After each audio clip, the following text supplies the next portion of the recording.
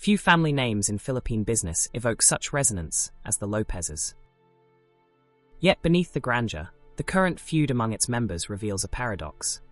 Control at the summit seems assured, but the flow of wealth has become remarkably thin. What begins, at first glance, as a tug-of-war over board seats, succession, and patriarchal authority, is in truth a fight shaped by modern capital arithmetic, a battle not just for power, but for liquidity. At the heart of the conflict lies FGEN, a major player in the country's energy sector. The latest spark, a controversial hydropower investment.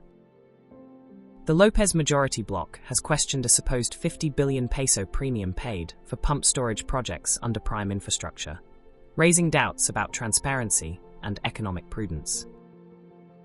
FGEN counters that its final 61.875 billion peso investment, for a 33% stake, follows standard mergers and acquisitions logic, rewarding years of risk, development, permits, and progress.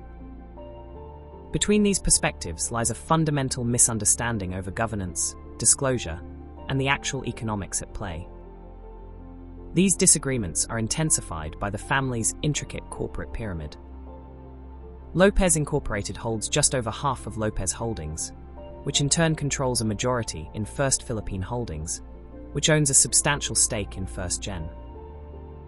But when tracing the actual economic ownership, the family's simple look-through interest in FGEN shrinks to just 22.5%.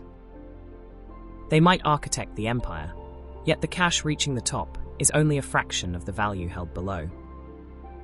This dilution matters, especially when the dividends reaching Lopez Incorporated amount to a modest 247 million pesos, a small sum by the standards of Philippine tycoons, especially given the billions being debated in hydropower deals and alleged poison pill provisions. As value filters up through multiple corporate tollgates, the connection between control and economic reward grows weaker. Beyond energy, the Lopezes face another challenge: ABS-CBN. Once the luminous jewel in the family's crown, the broadcaster lost its free TV franchise in 2020, and its reinvention as a digital content and platform business has proven costly. Revenues have fallen, losses have deepened, and debt still looms large. Asset sales have bought time, but also forced hard trade-offs, with ongoing doubts about the company's ability to sustain itself without new sources of cash and creditor patience. Here lies the uncomfortable truth for dynastic business pyramids. When operating assets generate healthy cash, every layer above feels secure. But when cash flow dwindles, governance debates turn existential. Dividends shrink, debt gains urgency, and control no longer equates to wealth. The Lopezes remain influential, holding serious assets and storied brands, but influence alone is not liquidity, and culture alone is not collateral unless lenders believe it can be monetized. This feud is more than a family drama. It is a confrontation between dynastic tradition and the unforgiving clarity of modern capital markets.